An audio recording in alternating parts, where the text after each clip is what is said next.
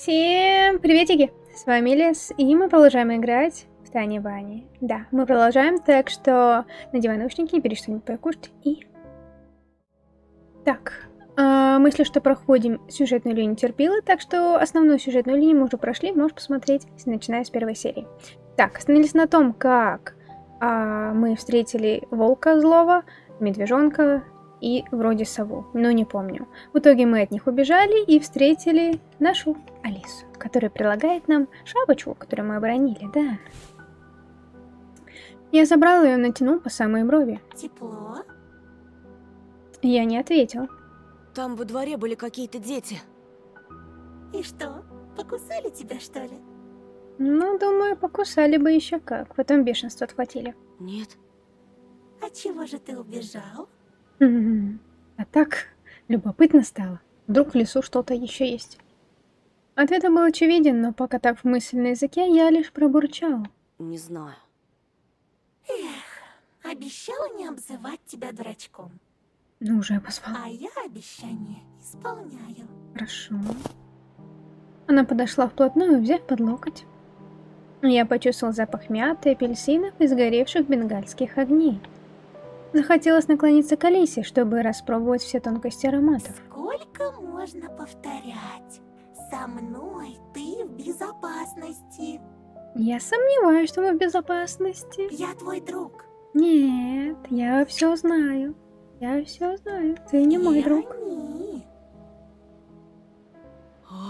Я быстро обернулся туда, куда показывала лисичка. А вот ее друзья. На краю опушки появились дети в масках. По крайней мере, все они были небольшого роста. Волчок, сова и медвежонок. Они фыркали и вздыхали, явно утомившись от бега. Я думала, ты в снег провалился. Я провалюсь. Стало снег копать, нет тебя. А я не копал, лень копать было. А давай-ка я, как в прошлый раз, в принципе, себя чуть-чуть перенесу ниже, чтобы можно было видеть медвежонка. Так вот где-то, да? Всё.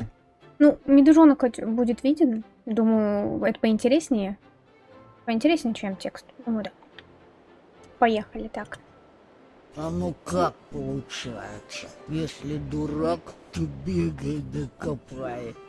Значит, сова у нас дурак. А если умный, подожди, пока другие набегаются, накопаются и устанут. И уж тогда заводи разговор. Как я рад! Дегенерат! Я? А? Не обращай внимания, он со странностями. Да, только он со странностями. Точно. Только волчонок со странностями, никто больше.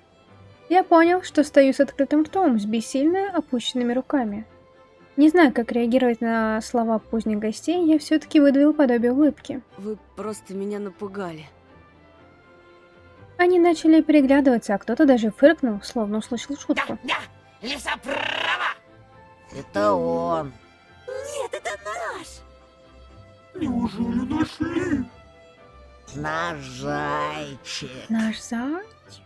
Да, похож. Ош, а что, объявление висело, что я зайчик?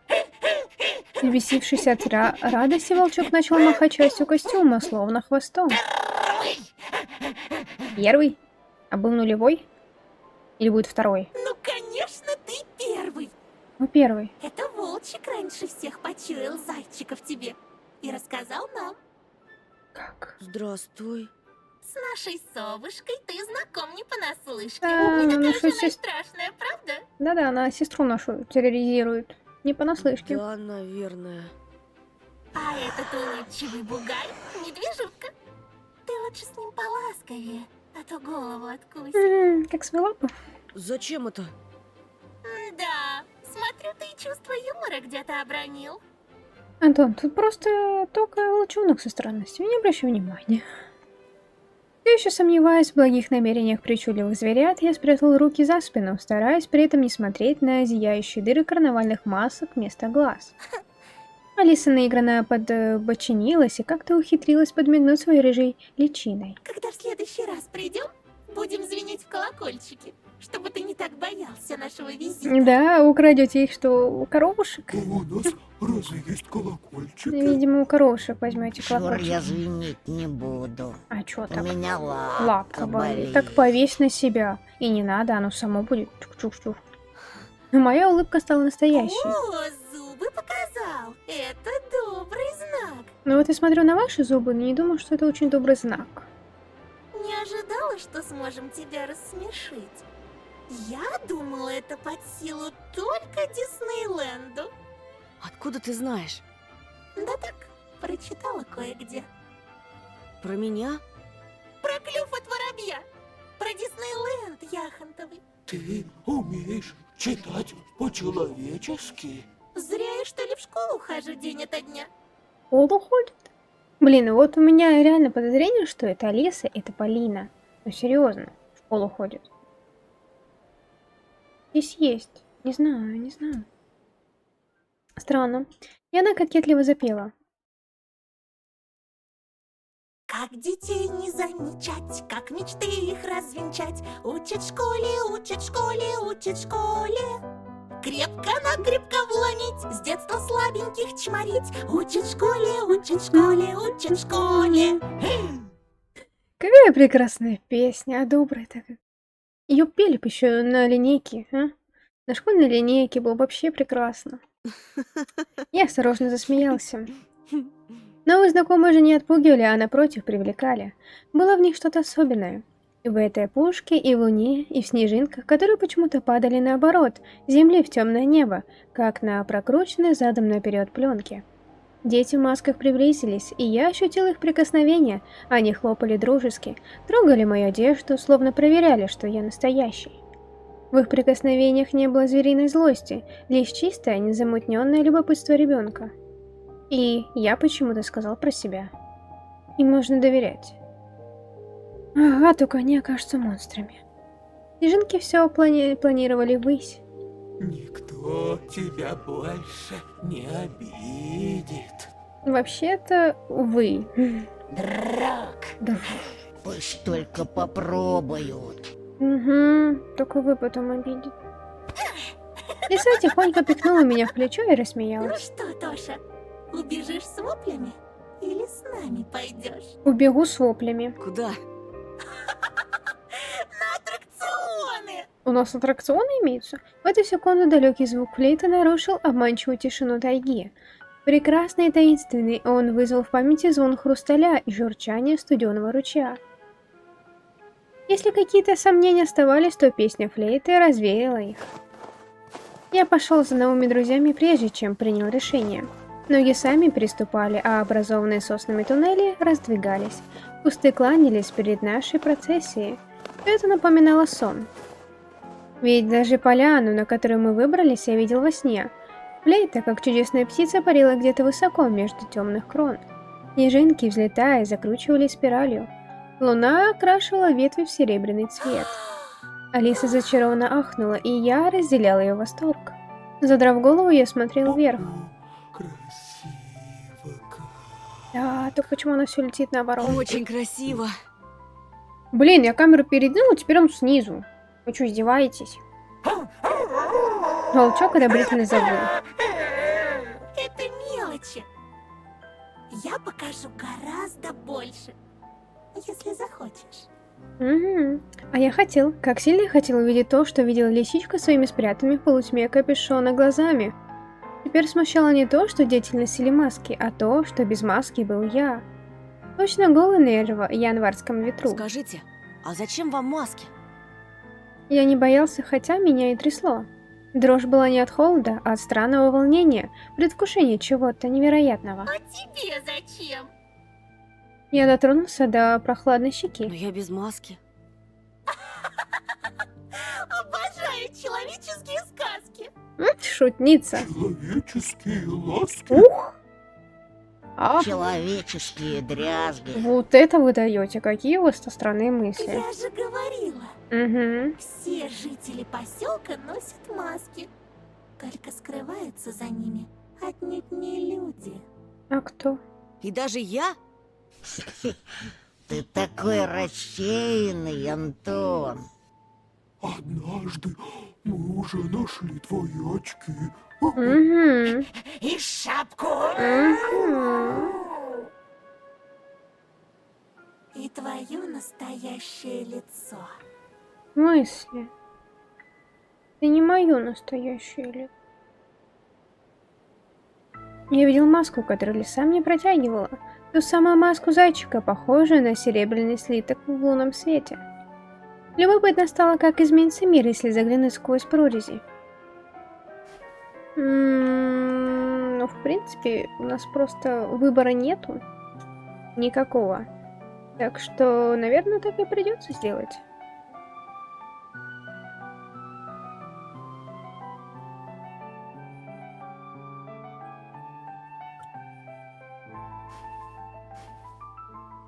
Но вдруг, с трудом просачиваясь сквозь мелодию флейты, меня посетило озарение. Очки, которые они нашли, были у Семёна.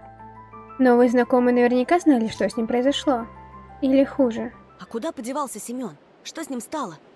И с остальными детьми? Медвежонок и сова переглянулись. Волчок залился комочком, а лисичка чуть опустила острый носик маски.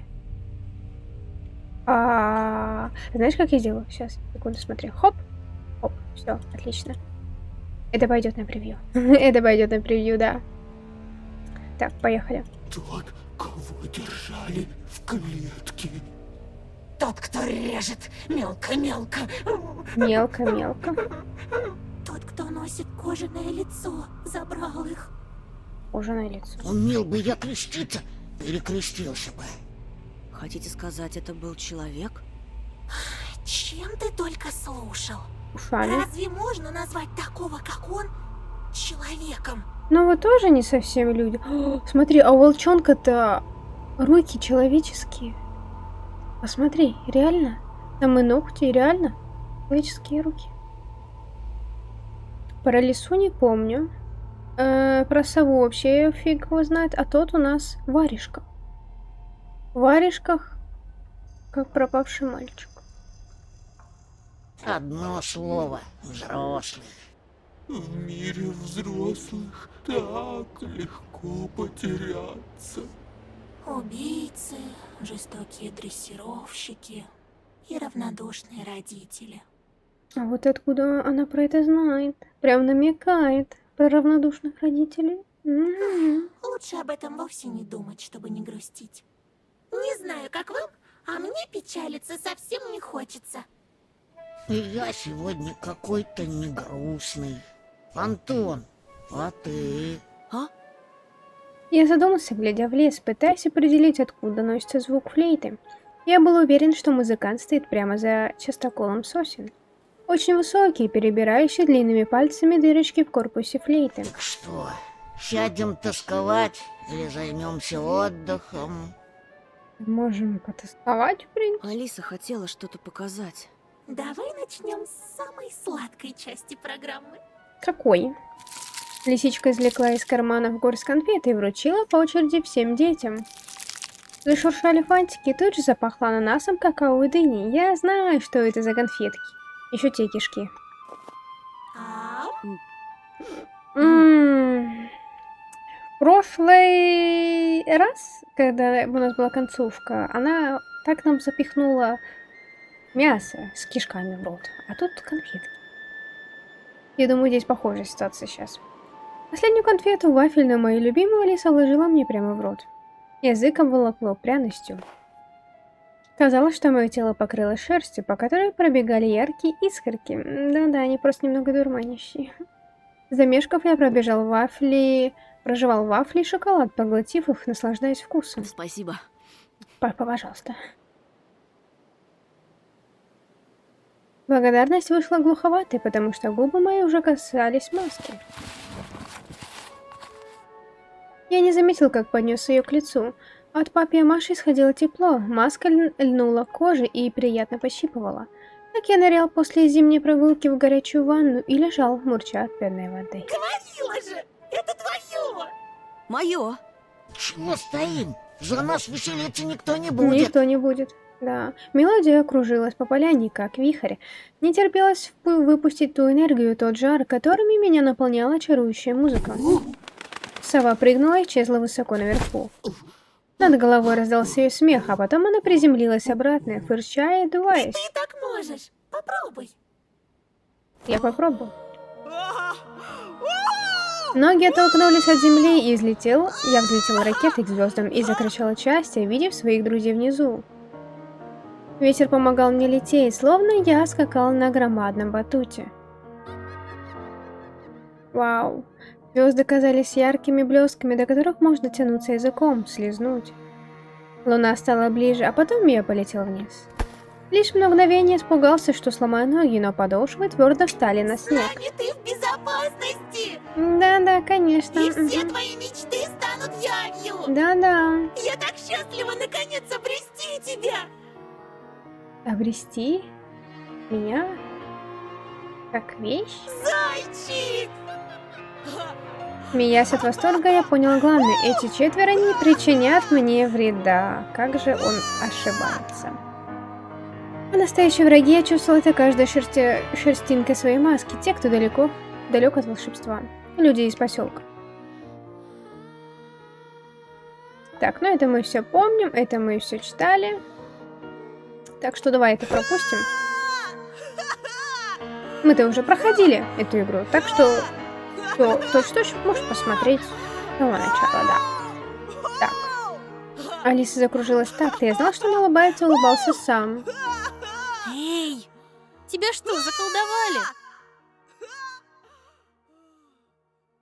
Да, все, а теперь мы возвращаемся обратно. Вот.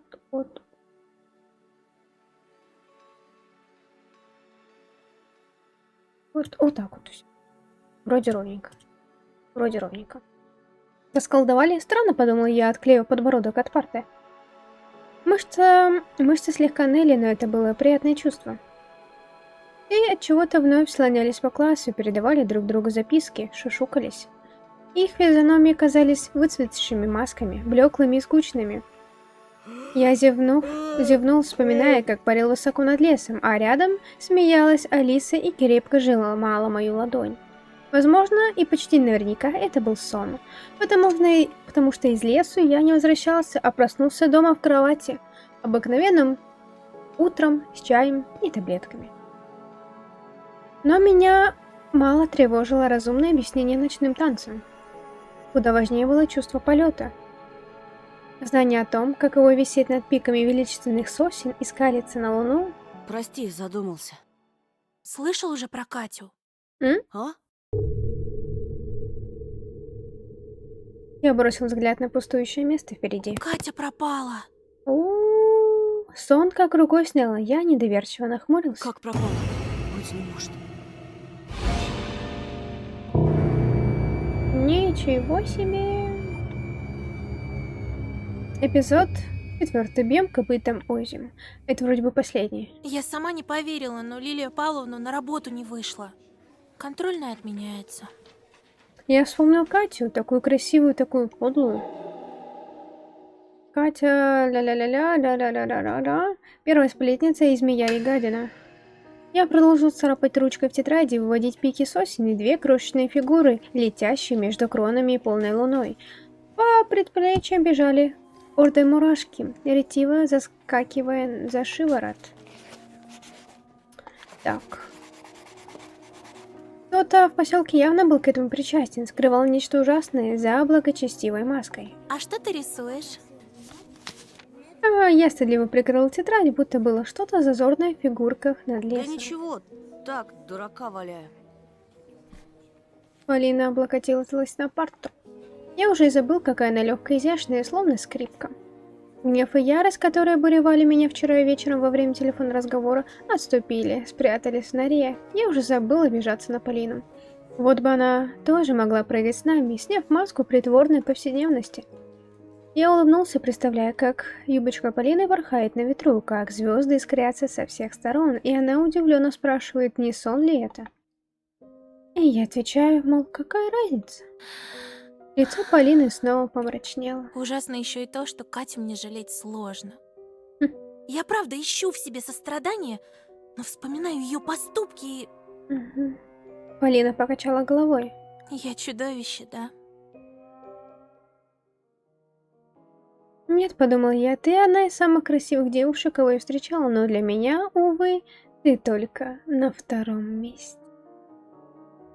А на первом у нас какая-то Алиса, какая-то волшебная лиса, о которой мы даже ничего не знаем. Но вслух ничего не сказала. Плохо, наверное, что исчезновение анкеты расстроило меня больше, чем пропажа одноклассницы. Ноздри словно уловили запах конфет, древесной смолы и фейерверков. Конфеты. Фейерверки. Древесная смола. Сосны, лес. Похоже, похоже. Ты потеряла анкету? Да, и кто-то сейчас читает чужие секреты. Вот откуда Алиса знала про наш Диснейленд. Она украла, что ли, или нашла эту тетрадь? Лес, подумала я, вообразив, как скрюченные ветви подевают страницы и листает их, трогая детский почерк обделенными сучками. Надеюсь, ее найдут. Я не понял, про Катю она говорит или про тетрадку. Хотел уточнить, но увидел, что Полина пристально меня изучает. Что? Ты будто изменился. Я пригладил волосы удивленно. Просто не выспался. Сегодня ты точно какая-то другая мелодия. Очень древняя, таинственная. Я подумал о флейте, струящейся между косматыми деревьями. Надеюсь, ты никому не рассказал про наш вчерашний разговор? Да господи, кому мне рассказывать, я тут изгой. Никто со мной не общается. Что ты? Она кивнула, словно признавая, что полностью мне доверяет. Я не знал, заслуживаю ли я такого доверия. Ее волосы каскадом спадали на плечи и так удивленно пахли, что я взлетал без всяких чар, к переливающимся звездам какого-то внутреннего космоса. Мяша выпрыгнул как чертик из табакерки и резко гаркнул мне в ухо. Опачки! Не слишком ли много тебя, а? Опачки! А ну-ка. А вдруг он пойдет? А вдруг он пойдет туда? А чё это у вас за суры-муры-на? А шо, интересно? Ты чё, очкарик, Полиночку охмуряешь? Полина пришла на помощь, хотя я и не просила. Или все-таки просила, всем своим видом. Что за глупости? Мы просто друзья. Твоя подружка, значит? Ходишь вместе за платьями? С этим педиком? Уф, осуждаем. Никакой он не педик. И вообще, отвянь от Петрова. Я обязан был что-то предпринять, но вместо этого сидел, вцепившись в край парты. Ромка хмыкнул презрительно. Баба тебя спасла, уродец. Живи пока. Баба. Похоже, мои враги удалились из класса. Полина грустно улыбнулась мне. Будь сильным. Спасибо. Подмывала закричать: я не могу. Не могу быть сильным и дать отпор этим мерзавцам. Не могу защитить себя, тебя, да хоть кого-нибудь. Я жалок. Хочу сгинуть в лесу, закрыться в снег. Хочу домой, под одеяло, подальше от людей. Полина ушла, и терзавшие меня мысли окончательно довели до горьких слез. Я снова задержался после уроков, боясь расправы Ромки из-за дерзости, разговор с Полиной. И брел из школы в предзакатном свете. Так. О, кто толкнул меня на пороге. Разве не учили извиняться? Сомневаюсь. Я пересек поселок и замедлился у моста. Покрутился, выискивая рыжую подругу, но на дороге не было лисицы или других моих новых друзей. Встретивший меня лес был тих и покладист, будто притворяющийся спящим. Так. Дом темнел на фоне белого поля. Одна дверь была открыта и чуть покачивалась от ветра. Мне показалось, что иней покрывает мою кожу. Я стиснул кулаками. Мрак просачивался в прихожую, а сам с ним, медленно планируя на ковер, влетали снежинки. Будто стая падальщиков, почуявших добычу. И вдруг услышал, как кто-то говорит на кухне, это были всего лишь радиоприемник. Циклон, о котором мы предупреждали, движется к региону. МЧС призвал жителей соблюдать меры предосторожности. О, а вот скандал. А вот и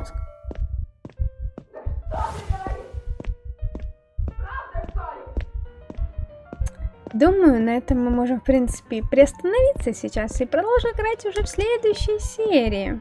Но в следующей серии, я так понимаю, у нас уже будет примерно концовка. И напиши, какие варианты исходов выбрать, а? Хорошо? Потому что там уже пойдем, наверное, скорее всего, мы с сестрой пойдем уже с этими зверятами, как обычно, в лес за конфетами. Ну и напиши, какие выборы мы сделаем. Так что все. Не забудь про ссылочки в описании, подписочку, твой комментарий и лайкосик. Так что все. Всем пока-пока.